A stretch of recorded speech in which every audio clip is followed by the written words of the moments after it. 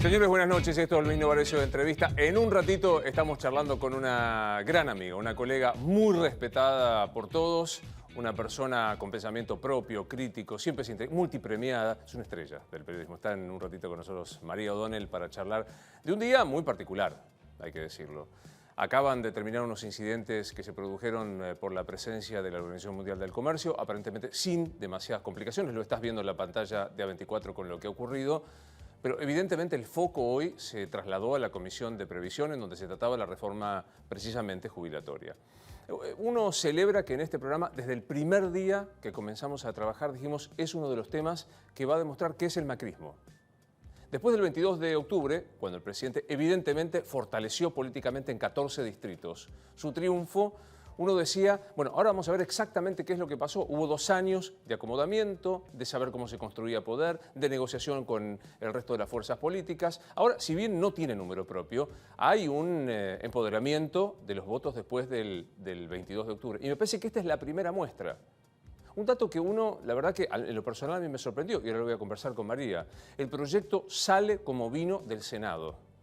Así fue la instrucción que se dio por parte de Cambiemos al resto de los diputados que empezaron a negociar. Hoy hablábamos en Radio La Red con Pablo Cosiner, que es uno de los integrantes del bloque justicialista, no kirchnerista, Urtubey, Salta, un aliado del gobierno, y finalmente sinceró lo que todos conocíamos y dijo, la verdad, yo este proyecto no lo votaría, no es bueno para los jubilados, pero hay un acuerdo de mi gobernador, una necesidad de las provincias y un pacto fiscal. A esta altura del partido uno prefiere que se diga esto. No es bueno, le vamos a pedir un sacrificio, después se verá cómo reaccionan los jubilados en un tema que no fue motivo de debate de la campaña.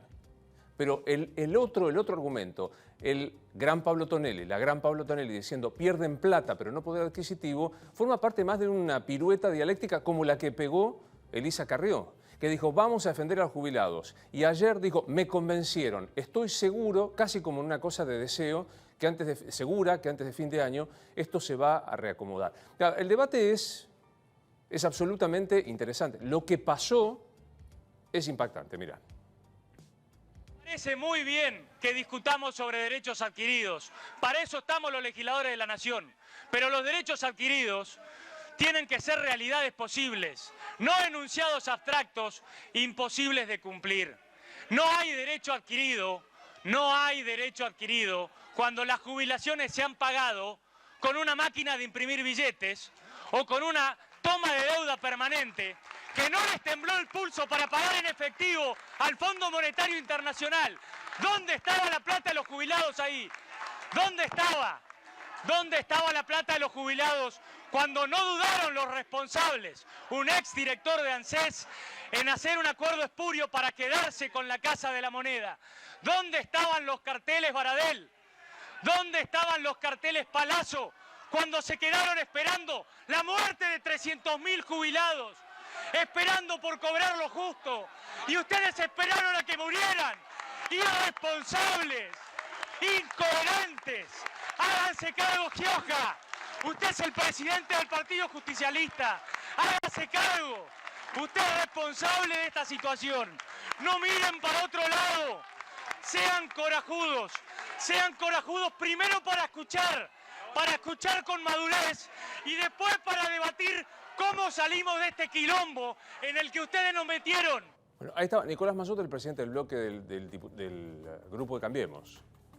Vamos, los argumentos son muy interesantes. Lo que pasa es que después empezó a pasar esto, que vamos a ver, que terminó casi como si uno pudiera hacer humor, pero no se puede hacer demasiado humor, porque los jubilados ganan 7.000 pesos. Entonces, en el medio de esta discusión de la historia bendita de la herencia recibida y lo que está pasando, ocurría esto.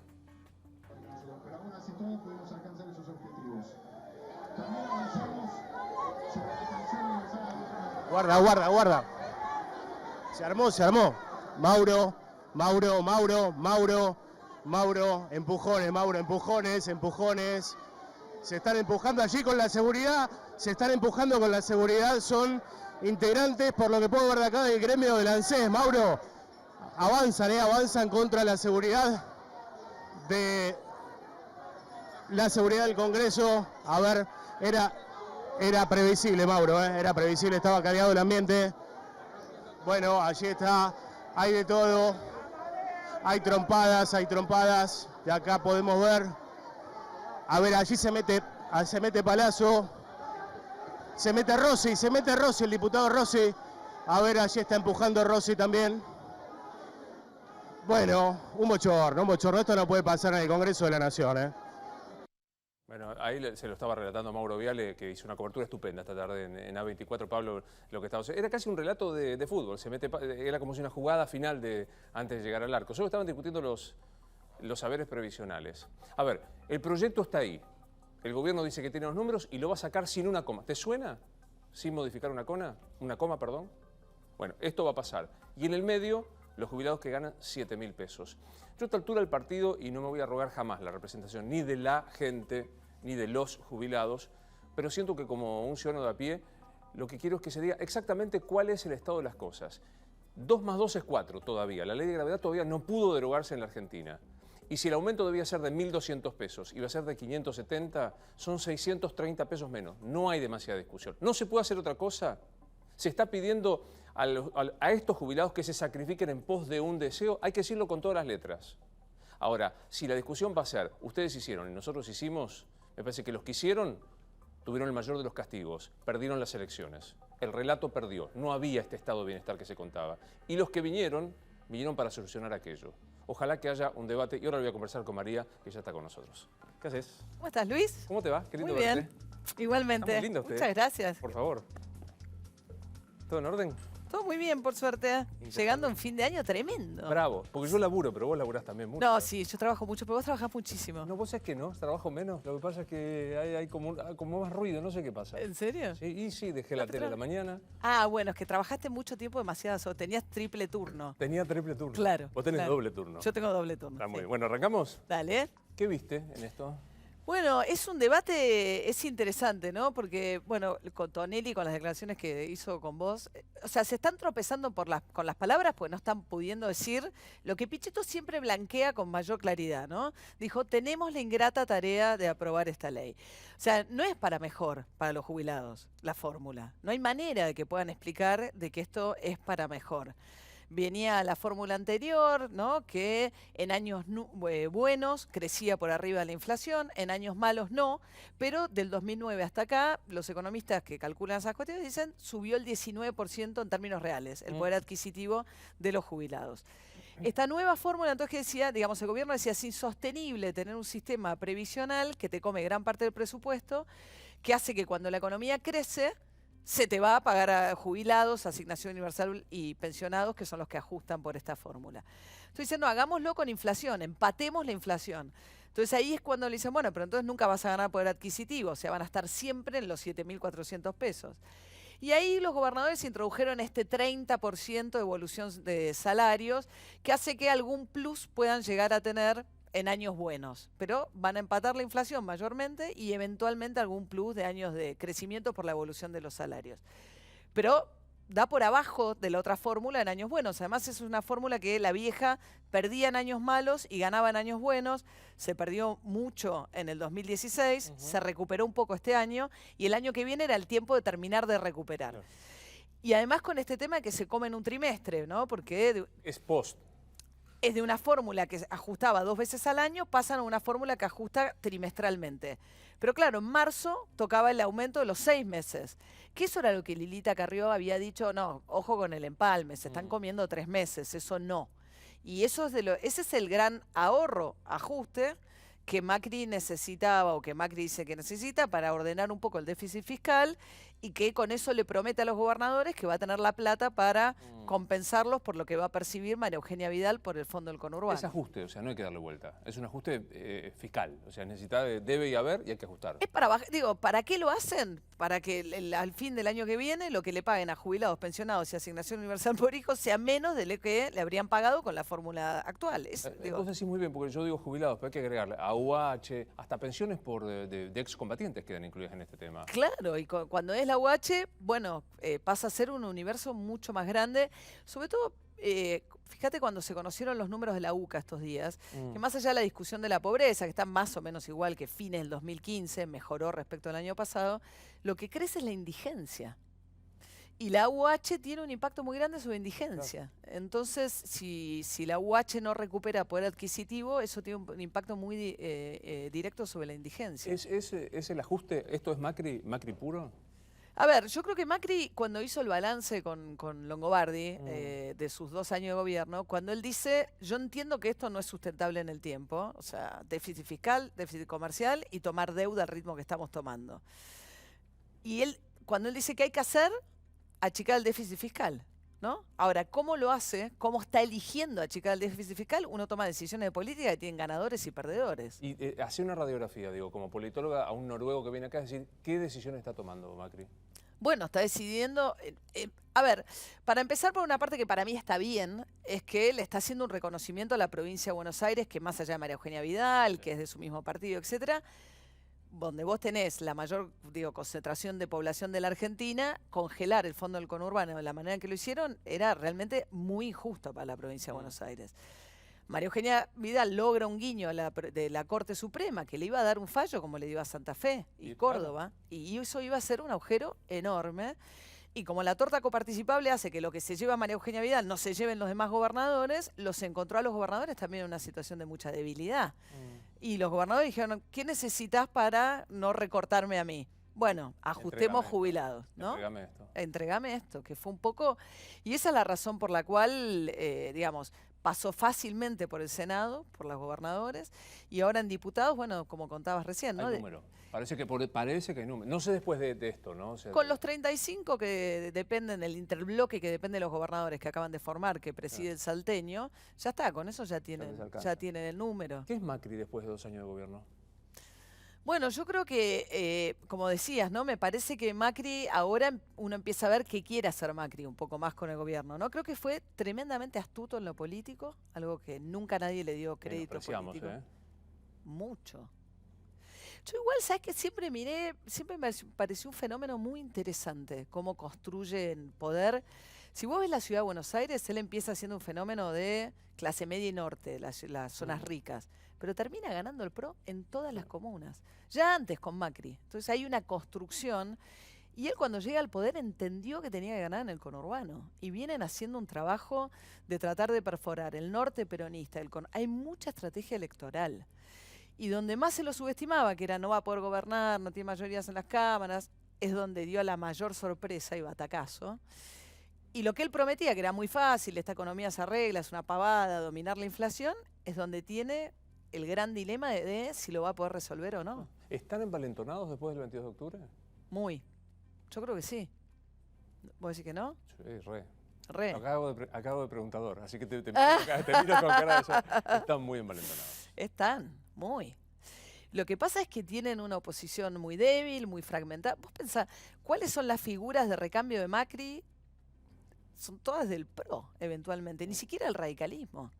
O sea, el radicalismo logró crecer en cantidad de mantener legisladores, intendentes, Jujuy, digamos, pero el radicalismo, para ser competitivo dentro de una alianza electoral, tendría que tener alguna figura electoralmente competitiva para competirle al PRO, y hoy no hay nadie que le pueda hacer sombra ni a Vidal, ni a Marco, ni a Horacio. ¿Quiénes son las sucesiones para vos de Macri? Yo creo que si Macri pudiera elegir, lo elige Peña. Lo elige a Peña, totalmente. Él lo dice todo el tiempo, ahora volvió a decirlo, es mi mano derecha. Él dice es el mejor, es con el que... me parece que él elegiría a Marcos Peña, si pudiera. Y se movió raro en la última elección Peña, viajó solo al interior, bajó separado de Macri. A mí me parece que él está intentando esa construcción. Definime a Peña. ¿Sabes qué pasa con Peña? Me parece fascinante. Tiene muchísimo poder y no parece que lo tiene. O sea, va liviano. Pero es el jefe de gabinete más jefe de gabinete que ha habido desde que se creó la Constitución con la figura de jefe de gabinete. En términos de concentración de poder, de gestión. Adicionalmente a que él controla también la comunicación en un gobierno en el cual la comunicación ocupa un lugar tremendamente relevante, ¿no?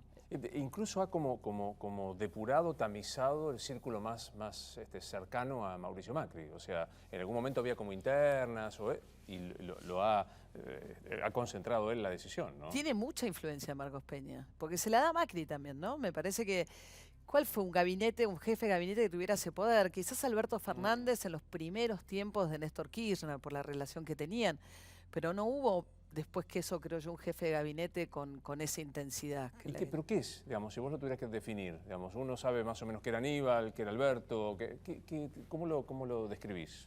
Él resume bien, me parece, la cosa de gestión y comunicación que ellos creen, de la mano de lo que fue Durán Barba, que es la clave de la construcción del poder de Cambiemos, ¿no?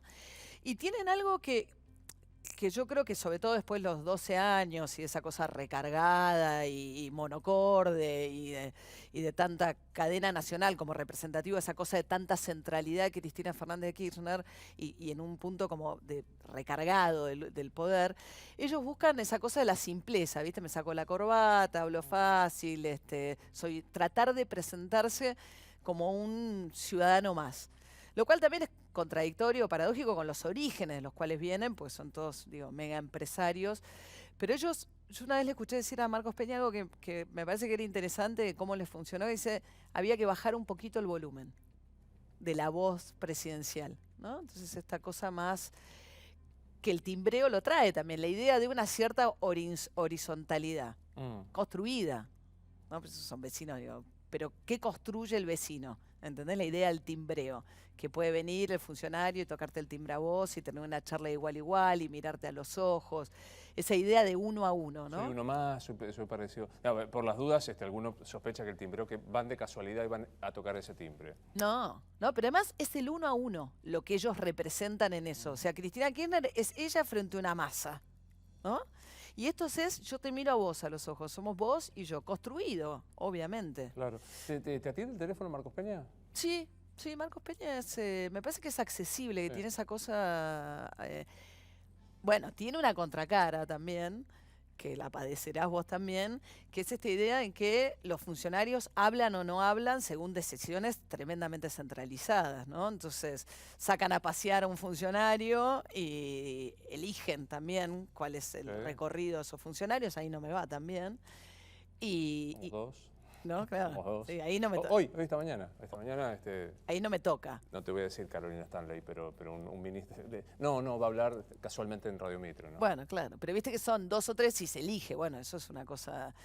Y ahí sí es muy centralizada, muy selectivo, ¿no? Y eligen mucho también cosas alternativas, les gusta la televisión abierta, formatos no exclusivamente políticos, como parte de toda esta estrategia, ¿no? Esto me parece interesante, viaja liviano, pareciera que viaja liviano, y sin embargo un tipo poderosísimo. Poderosísimo. Pero es tan... porque me parece que eso es lo que hace de Marcos Peña alguien a quien no se le presta suficiente atención. Y representa un poco eso que decías antes, lo subestimamos. Es un poco la idea del PRO, ¿entendés? De que prefieren ser subestimados también. Laura Montero dice, no nos quiere a los periodistas, Marcos Peña. No es lo que siento yo con Marcos Peña. A mí me parece que es razonable en términos de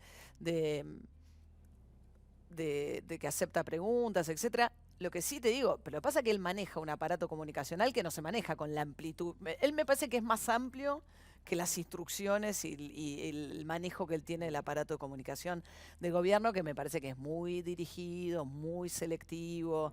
Viste que hay ministros que los tienen, no me dejan hablar. Sí, claro. ¿No? Sí, claro. Y otros que... ¿Cómo te va con los trolls? Y es difícil, no me importa, quiero decir, a ver, sí me doy cuenta que es una cosa...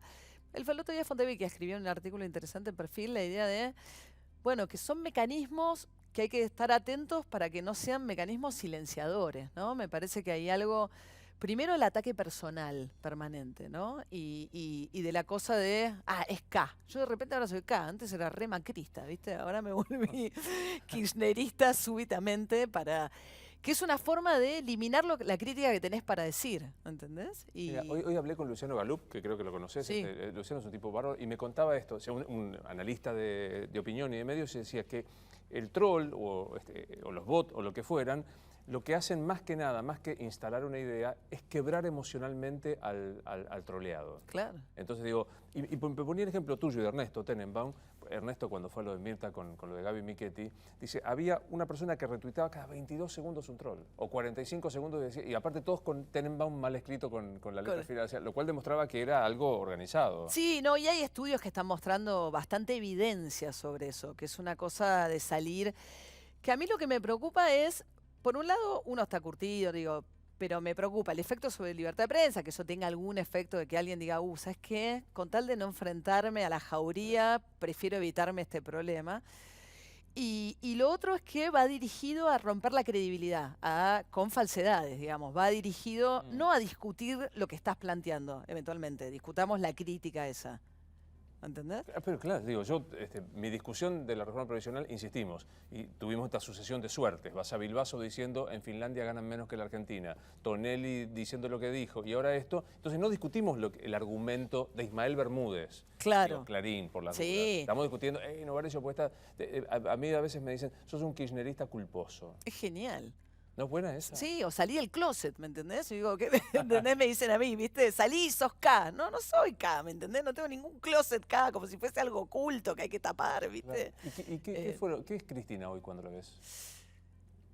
Bueno, yo creo que es alguien que perdió mucho poder. Yo la vi golpeada con lo de Bonadío. No sé si tuviste la misma sensación. Yo por primera vez la vi golpeada.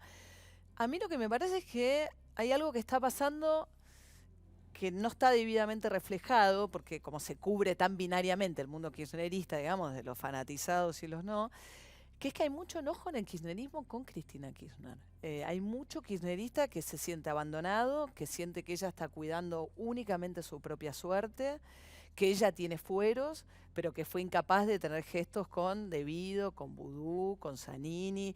Cuando ella va a la conferencia de prensa con el tema de Bonadío y solo habla de ella, Zanini, su mano derecha, legal y técnico, estaba preso, no dijo una palabra. Hay algo un poco despiadado, que ella siempre tuvo, porque es un poco lo que le dice Aníbal Fernández en la carta. A mí me pareció fascinante la carta de Aníbal Fernández, que le dice, o sea, lo único que me falta es que me estén escondiendo, o sea, ya me es difícil hacer campaña por esto y además me esconden y me piden que no aparezca por ningún lado. Si un tipo como Aníbal, digo, hay el círculo ese, se siente muy golpeado y maltratado por ella. Pero es muy interesante esto, ella es despiadada incluso con los que más, hasta obsecuentes fueron con ella. O sea, ya no digo fieles, pasaron al renglón de la obsecuencia.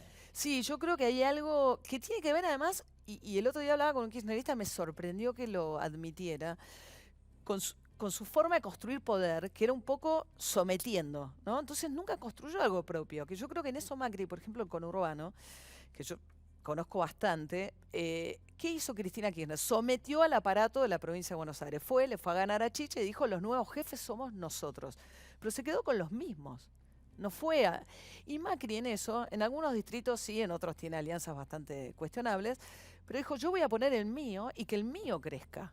Y apostó por los suyos a construir uno de ellos. Porque el otro lo tenés mientras tenés el poder. Obvio. También. Los subsecuentes son los primeros traidores. Alguna vez hay que entenderlo. Eso. Perdiste el poder, rápidamente mutaron. Aparte, la historia te lo muestra. ¿Qué intendente tiene como propio Cristina Kirchner? Un Espinosa, un Magario por ahí, pero bueno. Sí, pero poco. Para alguien que estuvo 12 años en el poder, en términos de construcción territorial, salvo Santa Cruz, que es una especie de cosa familiar, administración familiar, ¿no? Entonces, bueno, a mí me parece que aparece eso también, ¿no? ¿Fue? ¿Cristina fue? Depende de lo que pasa con la economía del país, ¿eh? Yo lo sigo mucho a Andrés Malamud, ¿viste? Es un politólogo interesante. Y no sé, digo, hay historias donde se han redimido presidentes latinoamericanos que se fueron muy mal y que si el país le pasara algo, que ojalá que no lo digo estoy muy lejos de desear que al país le pase algo. Pero, ¿qué dice Macri? Macri dice, y eso es un poco lo que decía también el otro día con Longobardi, nos salvamos de ser Venezuela. Pero no llegamos a ser Venezuela con relación a la memoria de lo que queda. Entonces, ese estallido tan anunciado respecto de, digamos, que venían anunciando los economistas, Cristina Kirchner se va sin que le explotara la economía, con todas las dificultades, ¿no? Con todo lo que entrega, pero ella entrega en una situación en la cual lo que logra Macri fantásticamente es tiempo de corregir, porque si no nos caíamos definitivamente al abismo, y hay mucha gente que le cree a Macri eso. Entonces eso le da tiempo a Macri. Pero la memoria de cómo termina el gobierno de Cristina Fernández de Kirchner en los sectores populares, bueno, no es una memoria dramática. ¿Vos le creíste a Macri cuando dijo si no hacíamos esto, éramos Venezuela o era el caos? Yo nunca creí en la comparación con Venezuela, me parece una comparación que simplifica mucho el problema, pero que es terriblemente tramposa. O sea, Venezuela depende solo del petróleo, la Argentina es una economía mucho más diversificada, las economías diversificadas tienen clases medias más importantes, el sistema de partidos políticos. Sí creo que era, obviamente, había determinadas cuestiones de ir cerrando la economía, de cerrarse al mundo, de determinadas cuestiones que tenían ciertos paralelismos o cierta afinidad entre los procesos, pero son procesos que operaban en dos realidades políticas y económicas muy, muy distintas. De hecho, nosotros vivimos el 2001 y se resolvió dentro del sistema institucional. Sí, claro. A pesar de todo ese caos que vivíamos. Y eso te habla de un sistema, digamos, está muy lejos de ser el sistema venezolano. Ahí sentado Jaime Durán Barba dijo, la política es intentar representar lo que está pasando en ese momento. Él explicó cómo encuestan, esta suerte de encuestas por tercios que van teniendo, que van corriendo. Yo digo, pero eso se parece mucho al fin justifica los medios. Sí. ¿Es? Bueno, Durán Barba creo que también es otro que ha sido subestimado, porque tiene esa cosa que es gracioso, que te parece que no, pero y el propio Macri y Peña, ¿no? Le dan mucho mérito de... Creo que es alguien que sabe leer encuestas con mucha inteligencia y con muchos elementos, ¿no? O sea, el gobierno de Macri es un gobierno, como maquinaria política, muy disciplinado, muy. Se ponen un plan y lo cumplen. Y me parece que es moderno también en la manera en que empieza a ver la política y empieza a entender también que las identidades de los votantes y las demandas de los votantes son más cruzadas, son más múltiples. Me parece que Durán Barba tiene una inteligencia para captar eso y para mirar la realidad como afuera del cuadrado, ¿no? Del que estamos habituados. Y eso yo creo que le dio como la propia Cristina Fernández de Kirchner, cuando lanza Unión Ciudadana, escribe una carta en Facebook muy interesante, donde dice las identidades partidarias ya no van más. Y ella le contesta cambiemos con Unidad Ciudadana, como planteando también un poco, es muy difícil porque gobernó 12 años, entonces la gente tiene una memoria cercana, ¿no? Claro. Cuando vos planteas esto, ¿no? De que son muy disciplinados, que son... Sergio Massa dice kirchnerismo prolijo. ¿El macrismo es una exageración eso? No sé qué querría decir kirchnerismo prolijo. Para mí es una criatura bien distinta, con otro tipo de... A ver, kirchnerismo prolijo. ¿Qué es lo que me parece que Macri en una parte prometió, pero que prometió como fruto de las circunstancias, pero no porque esté en su ADN, que era la cuestión de la república, ¿no? Las instituciones. Le viene un poco con Lilita Carrió, ese reclamo, digamos, de esos 12 años, típico proceso peronista, además, donde la cuestión institucional y demás está mucho más en cuestión y los derechos. Ahora, su ADN me parece que es el ingeniero que hace obras. O sea, si uno ve el gobierno de la Ciudad de Buenos Aires, tiene mucho más que ver, Macri, me imagino que se concibe a sí mismo mucho más como eso. Ahora, lo de la idea de un país más republicano, etcétera, le vino por el momento en el cual le toca hacer la presidencia. Y ahí es donde hace bastante agua, ¿no? Si uno lo ve queriendo meter jueces por decreto, lo de la Corte, todo lo que pasa con el Poder Judicial, cuando vos ves que los servicios de inteligencia siguen estando activos como operadores de cuestiones judiciales, que Macri resuelva el destino de Ariel Lijo en una reunión con Arribas y con Angelici, los fondos reservados de la AFI que no se han tocado, que no ha cambiado. Hay un montón de cuestiones donde yo creo que la promesa de un país mucho más republicano con Macri, al contrario, la sorpresa es wow, cómo ejerce el poder, cómo mete por la ventana un tipo en el Consejo de la Magistratura para tener la mayoría. Bueno, Sarlo lo dijo alguna vez, ¿no? No es ontológicamente institucionalista. No. Digamos, arrancó dos jueces por decreto, derogó leyes por decreto. También. ¿Cómo? De un plumazo. Pero además, ni siquiera reguló, porque vos decís, bueno, derogó la ley de medios con un decreto. Arranca en 15 días la convergencia, no está la ley, no pasó una nueva ley. Entonces, hay una cantidad. La vara en algunas cosas estaba baja también, ¿no? Es verdad, es verdad. Ahora, pero vos planteás algo que es real y que no siento que en otro momento hubiera sido un escándalo. Publica La Nación la suerte del juez Ariel Lijo en esa reunión y no pasó nada. No. Lo que hubo fue un ruido interno que hizo que Lilita Carrió se quejara, entonces, bueno, deciden que sí que lo van a citar, porque había sido muy escandaloso en el proceso de Freiler, habían descubierto que Freiler era socio en determinados emprendimientos del hermano del hijo, que es un hombre que hizo una investigación espectacular, Iván Ruiz en La Nación, que en poquísimo tiempo amasa una fortuna terrible como operador judicial. El operador judicial vende y compra a favor, no es un tipo que litigue ante los tribunales. Y bueno, y entonces lo habían citado y deciden no citarlo a Freddy. Después, bueno, dieron un poco marcha atrás. ¿Qué es este tema? El enriquecimiento ilícito contra Freiler es porque Freiler venía asociado a justicia legítima y sus fallos tendían a favorecer al kirchnerismo, o a todo juez con patrimonio más allá de sus posibilidades lo vas a sentar en el banquillo. ¿Y la respuesta es para vos? No, yo creo que Macri viene eligiendo muy selectivamente. A este sí, a este no, según los fallos. Bueno, yo creo que hasta ahora lo que pasó en el Consejo de la Magistratura, y a mí, de verdad, vos sos abogado, Luis, sabés más de esto que yo, pero a mí lo de Rafecas me despierta mucha duda. Me parece que en todo caso es un fallo la decisión de no investigar la denuncia de Nisman, que había sido ratificado en Cámara, que de hecho el Poder Judicial encontró su propia manera de que otro lo reabriera, pero juicio político a un juez por una sentencia es raro. Es raro. Es cuanto menos raro. ¿O no? Sí, absolutamente. ¿Sí? Entonces,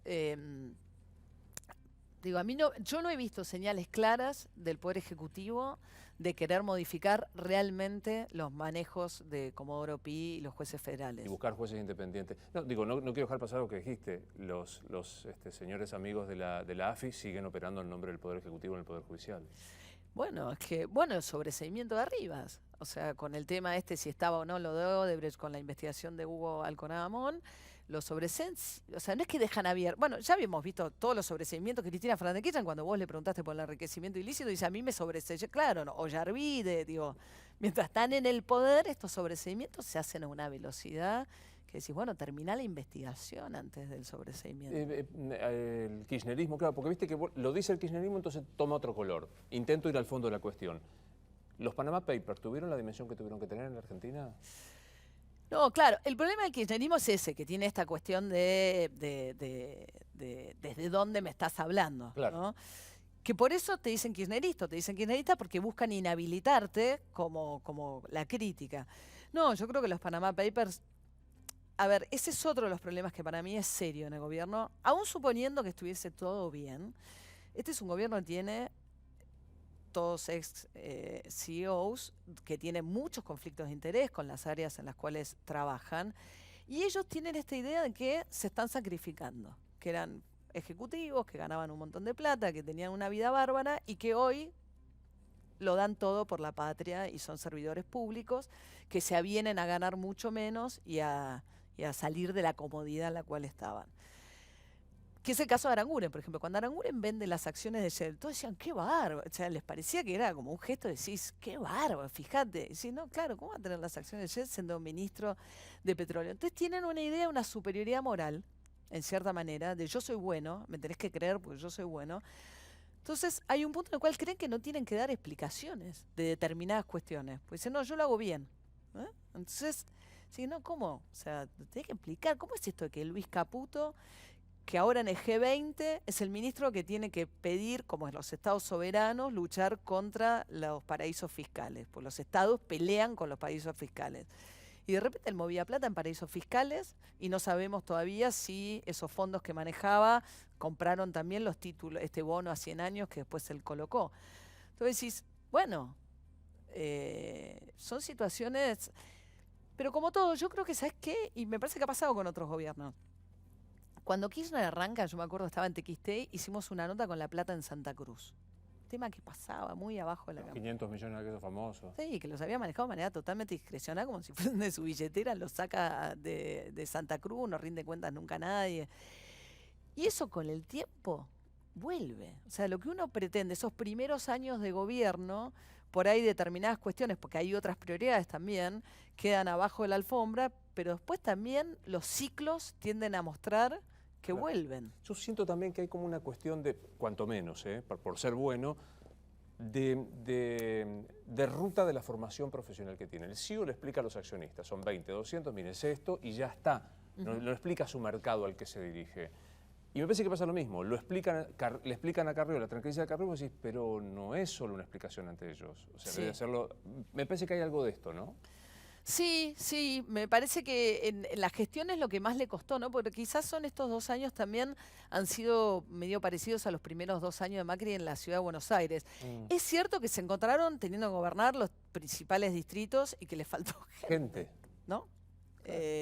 Hay algo de eso, de determinadas urgencias, de aprendizaje. Todo gobierno también tiene periodos de aprendizaje, algunos más a los golpes que otros, y las consecuencias, ¿no? ¿Qué te pasa con María Eugenia Vidal? Me parece súper interesante María Eugenia Vidal como fenómeno en la política en la provincia de Buenos Aires. Ella dice algo que para mí le encuentro mucha razón, que dice, como nadie creyó que yo iba a ganar, finalmente llega sin deberle mucho a nadie, o sea, llega muy de afuera de ese sistema.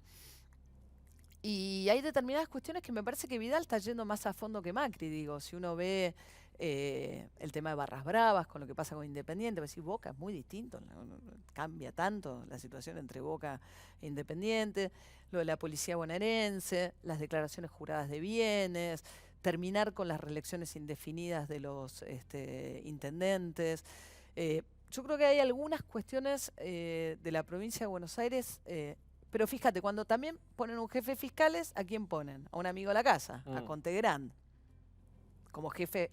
Pero yo creo, a mí me resulta muy interesante el proceso de María Eugenia. Y mirá que no me da ni bola, me cuesta muchísimo. No, pues, Es que no salís del closet. no salgo del closet, no digo soy kirchnerista, no, dice no es muy dura, ¿entendés? Y no me va bien, no es que tengo gran acceso a...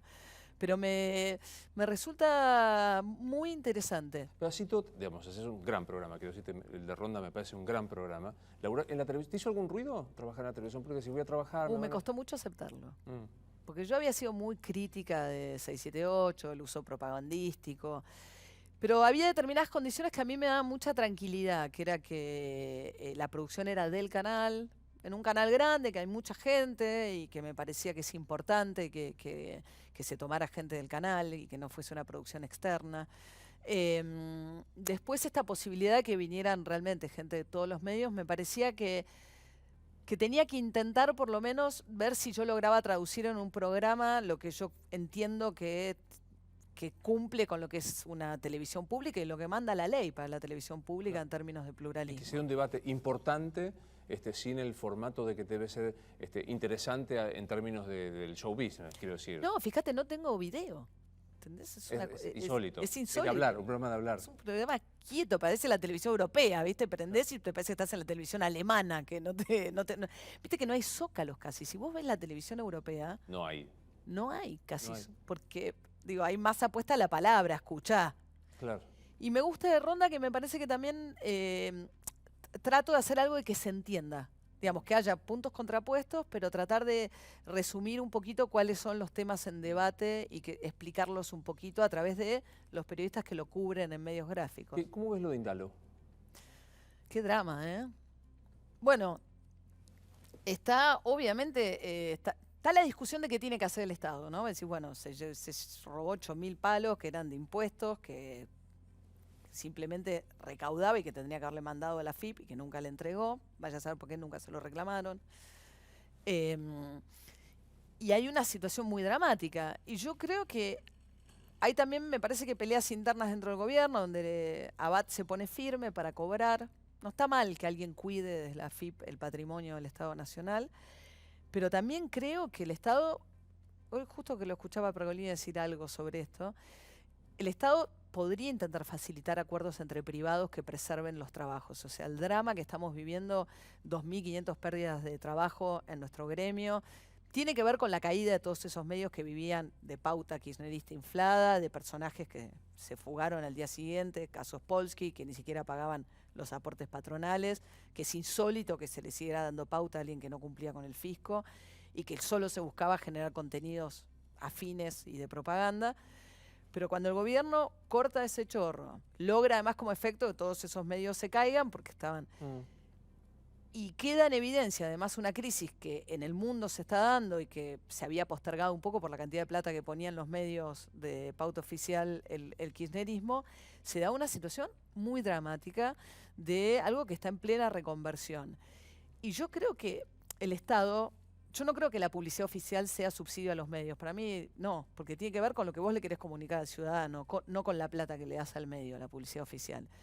Pero Europa tiene sistemas de subsidios para que haya pluralidad de voces, entonces... Otros te cobran impuestos, para que la televisión italiana funcione por impuesto, quiero decir. O, pues, sí, algún tipo de subsidio que vos decís, bueno, te pagás, como hay pymes y hay grandes empresas y tienen regímenes diferenciados, vos podés pensar en alentar en este contexto plural. Y yo no lo veo al gobierno intentando hacer nada con, bueno, con 2.500 pérdidas de trabajo, ¿no? Es más... ¿O el deseo de Abad de cobrar o la venganza de Cristóbal López que mirar lo otro? Que yo creo que el gobierno en general, uno no ve tampoco el Ministerio de Trabajo activo, digamos, un medio cierra, ahora cerró La Razón, ¿no? Rivadavia en crisis, bueno, Vorterix lo contó aquí Pergolini, hoy también lo contó, digamos, es muy complicado. Es muy complicado y me parece que el gobierno, digo, nada, pasa lo de tierra al fuego y se sientan y tratan en una mesa de pensar cómo le doy, más en un contexto donde las industrias culturales, que son consumos muy importantes, están todos muy golpeados. La venta de libros cayó drásticamente, el cine, ahora cortaron los créditos para el año que viene. Yo creo que Macri, por su formación, subestima mucho también lo que generan las industrias culturales. Y la ausencia del Estado no es neutra. Cuando no hay un árbitro, la cosa es más salvaje. Arrasa al más poderoso, definitivamente. Vos laburaste, yo me acuerdo que nos cruzamos cuando vos laburaste y te fuiste ese 5N. Justo, porque yo entré cuando gana Macri, era un escenario en el cual yo sentía que yo en ese 5N durante el kirchnerismo, y era un contexto en el que estaba Paco Mármol tratando de armar un medio de otras características. Pero a los 2 o 3 meses saca Hugo Alconadamón la investigación de los 8.000 millones que no había pagado Cristóbal López. Bueno, uno evidentemente no sabía quién era Cristóbal López, pero de ahí a estar en una situación en la cual el propio dueño queda comprometido de esa manera, yo hice un par de programas donde traté el tema, pero dije, no tiene sentido para mí estar en un medio en el cual estoy remando contracorriente con la audiencia, con el dueño, yo me sentía que no se iba a entender nunca lo que intentaba hacer. O sea, que cuando empiezan esas guerras el periodismo pierde. Y no tenía, yo dije, me fui yo, inmediatamente, o sea, muy cerquita. No esperé a desgastar, no esperé a nada. Y me pareció que no iba a poder hacer que se entendiera el periodismo en el que yo creo que no tenía las condiciones dadas para hacerlo en ese contexto. ¿Cuál es el periodismo en el que vos crees? Y un periodismo primero ajeno a las necesidades del empresario, a las peleas que eventualmente pueda estar llevando adelante el empresario dueño de ese medio, y crítico contracíclico, digamos, necesariamente, un periodismo crítico. Me gusta, contracíclico me parece que es una gran expresión. Digamos, si no quedas atrapado en esto de la herencia o... ¿Qué querés? ¿Que vuelvan? ¿Viste? ¿Te habrá pasado? ¿Qué querés? ¿Que vuelvan? Pero se chorearon todo. Bueno, que hoy Mazot, me parece que cuando se quedan sin argumento, pues ya pasaron 2 años. Hay un montón de cosas. Uno puede discutir, ¿era sustentable o no? Tenés una cobertura del 97%. Entró mucha gente con la moratoria. Entonces vos podés discutir, ¿era sustentable o no en el tiempo? Pero decir, vayan a pedir la guita de Ezeiza, es como un gesto de cierta demagogia, donde simplificás el problema de una manera que no tiene que ver con discutir profundamente la cuestión, ¿no? Esa es la grieta. Es que yo creo que la grieta es el cuento. Ese es el cuento del grito del adjetivo bravo para no meterte en el sustantivo. Claro. Que es mirar para abajo qué es lo que está pasando. Sí, ya pasaron 2 años también. Está muy bien, digo, que se investiguen todas las causas de corrupción. Yo, sinceramente, creo que la de traición a la patria no es la causa más importante que tiene Cristina Fernández de Kirchner para responder. Me parece que es una figura muy traída de los pelos, la idea de que Argentina estaba en guerra con Irán. Y lo lamento porque me parece que las otras son muy serias. Y Obra que pública. Lázaro Báez, convertido en el primer contratista de obra pública de la provincia de Santa Cruz, que a su vez le alquilaba hoteles a la presidenta, y un poco lo que vos le planteabas, digo, entran con una docena de edificios y terminan con una docena de hoteles, en 12 años en los cuales ejerces un cargo muy complicado y lo haces alquilándole a 2 contratistas de obra pública. ¿Para qué quieren tanta plata? No lo sé, no lo sé. Bueno, Kirchner tenía la idea de que, ¿no? Que para hacerle... O sea que una vez los sindicalistas te dicen lo mismo, ¿no? Que ellos se justifican así. Yo creo que hay un punto donde uno tiene que encontrar una justificación que te permita vivir con eso. Claro, Kirchner sostenía esta idea que si no tenés plata no haces política. Y Sí. si no la tenés, como aprendimos con Farías, si no tenés el físico, esa cosa del el tangible. El ¿no? tangible, que yo creo que eso es cierto. También es cierto que hay otras formas de corrupción, que es un poco lo que ahora señala Cristina Kirchner, que tienen que ver con la evasión, con la ilusión, con los paraísos fiscales, que son como más de guante blanco y que a veces son menos perceptibles, pero que son muy serias también, digamos. ¿no? Tenés 2 hijas. 2 hijas, sí. ¿Cuántos años? 15 y 14. ¿Te pasa por la cabeza que se vayan de la Argentina? ¿Es mejor para ellas? No, yo amo este país, no, nunca. No, a mí me parece que es un país que ofrece muchas cosas que están buenísimas. No, yo adoro Argentina, no. Yo nací afuera y de casualidad, porque mi viejo estaba estudiando en una universidad en Estados Unidos y fui corresponsal 3 años de La Nación en Washington y volví embarazada para tener a mi primera hija acá. Yo siempre quise que mi familia fuese acá. Y se viene un cambio muy grande de las mujeres para adelante. ¿Extrañas mucho a tu viejo? Sí, lo extraño mucho, sí, mucho. Mi viejo no era una presencia. Yo me crié con mi vieja, porque a los 8 años papá se fue a vivir primero a Brasil y después a Estados Unidos, que se separó de mamá. Mamá fue la persona que estuvo presente y estaba presente, gracias a Dios, toda mi vida. Y mi viejo era un padre que vivía lejos, pero casi todo se las arreglaba para estar presente. Yo pasaba todos los veranos con él y demás. Y jugaba mucho, le gustaba jugar a todo tipo, backgammon, juegos, no sé qué. Y a su manera, intelectualmente, era un tipo tremendamente presente, sí, claro. ¿Nos morimos y qué pasa, María? Yo me encantaría creer en Dios. ¿Estás en Corea del Centro como yo en agnóstico? ¿Viste que ahora somos Corea del Centro? Somos Corea del Centro. ¿Qué necesidad, no? ¿No es cierto? Sí. ¿En lo religioso estás en Corea del Centro el agnosticismo o el ateísmo? Bueno, es que yo fui criada católica y iba a misa, iba a un colegio que había catequesis. Y hay algo raro que se me perdió mucho, no creo. ¿No crees? No sé, pero uno se va poniendo grande también, o más grande, y la pregunta de la muerte cuando uno no cree es una pregunta... Es brava. Mucho más brava. Es brava. Es mucho más brava, sí. Pero sí. tenés, digamos, para vos, digamos, a mí también me encantaría creer. Yo creo en la fe de los otros. Sí. Me parece que los hace... Porque vos sos un racional total, por eso no puedes creer. Claro. Sí. Me encantaría poder creer. Pero digo, metro 20 y ya está. Y yo creo que sí, ¿no? Creo que ya... Pero hay una forma también de vivirlo pensando en que lo que hay que hacerlo ahora, ¿no? Es decir, bueno, o sea, una vida vivida hasta el final de lo que uno cree que lo tiene que vivir. Y lo convertís en algo positivo. Yo no soy muy melancólica. No, ¿eh? No, vos tampoco. No, cero. Los 2 días mi analista me tiró por la cabeza una cosa horripilante. ¿Qué? Me dijo, bueno, ya viviste las 2/3 partes de tu vida, te queda solo el tercio. Yo dije, perdón, y sí, me dice, tenés 53. No, eso no se hace. Yo tengo 47. A mí decís la edad. Sí. Bueno, Sí. en este programa, del primer programa, no sé por qué, reencarnó la gente. Yo le hago todas estas preguntas. ¿Te morís y qué pasa? Y alguien me dijo reencarnación y se fue. ¿Te seduce la idea de reencarnar? No, menos. No, menos. No. Sí, reencarnar. Pero no podemos los racionales reencarnar. No, de ninguna manera. No podemos reencarnar. Pero vamos a Dejaremos hijos, ojalá me toquen nietos, qué sé yo. Claro, Va más por la descendencia que por la reencarnación. Vamos a jugar. ¿Reencarnás en Cristina? ¿En Cristina? ¿En Cristina ahora o en Cristina...? En la que te guste. ¿Y entonces? ¿Y entonces? Mira, yo te voy a decir algo. A mí me parece que es alguien que debe estar muy sola en términos de...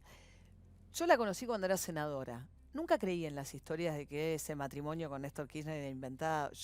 Ella tenía una relación de mucha veneración por Néstor Kirchner.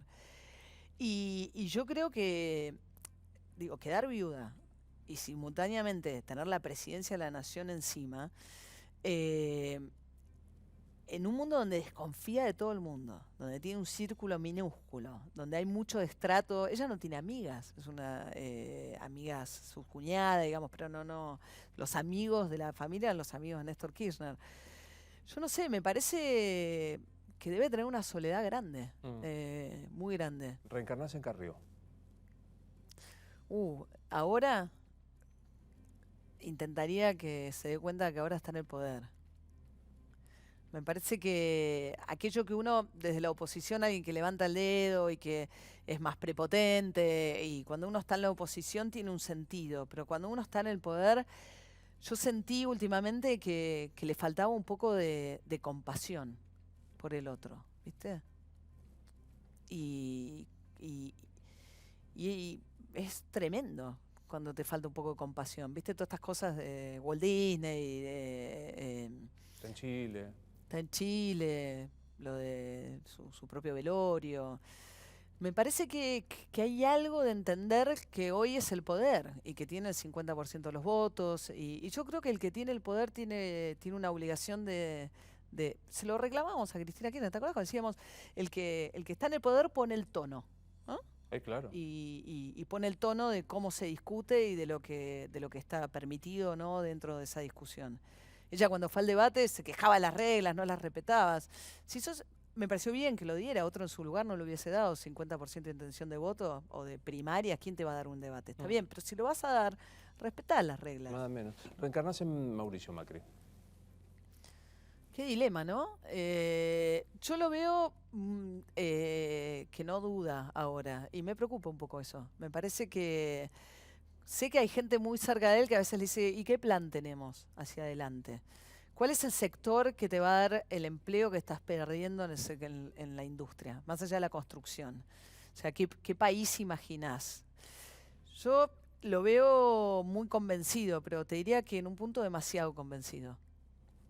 Y esto es, la no duda y la no escucha es... Sí, es complicada, ¿no? Que en un punto decías, bueno, el otro día lo decía Morales como un elogio, ¿no? En la entrevista con Foteguebe, que decía, los radicales le tenemos miedo al poder, Macri no es de eso, ¿no? Con lo cual vence la idea de que está muy bien, ¿no? Va a romper el hechizo. Última reencarnación, reencarnás en Moria Kazan. ¡Wow! Qué mujer, ¿no? Me parece que es una mina que es libre, que tiene 70 años y que es bastante libre. Y en eso me parece que se le ha hecho muy cuesta arriba a una mina como ella salir a hacer la vida que hizo como se le dio la gana, ¿no? En eso yo, sí, me parece que sí. ¿No? ¿Te sigue costando, en el caso tuyo no, porque sos una mina inteligente, con trayectoria, respetada, pero de verdad, o sea, tenés un peso propio? Gracias. De paso, venga, viste que todos los manuales de periodismo dicen, no hay que elogiar al entrevistado, me importa nada. Te elogio porque te quiero y porque te respeto, y es siempre un placer escucharte. Vos sabés que yo a vos también. ¿Te pasa que por ser mujer todavía tenés que rendir una prueba más? Bueno, hay hechos objetivos, Luis. O sea, no hay muchas mujeres conduciendo programas políticos. Cuando vos ves en los diarios, los columnistas políticos hay lugares donde todavía son muy de hombres. La conducción de los medios de comunicación. Bueno, acá está Liliana Parodi. Pero hay lugares donde la opinión, por ejemplo, o sea, salvo Magdalena, que hacía la primera mañana, que haces vos, que es el horario quizás de más peso con relación a la opinión, no hay mujeres, muchas mujeres conduciendo programas políticos. menos, o sea, yo digo, tampoco hay mujeres conduciendo la Comisión de Presupuesto y Hacienda. Todavía hay determinados lugares donde es mucho más de hombres. Los jefes de programación, por lo general, que uno se encuentra son hombres.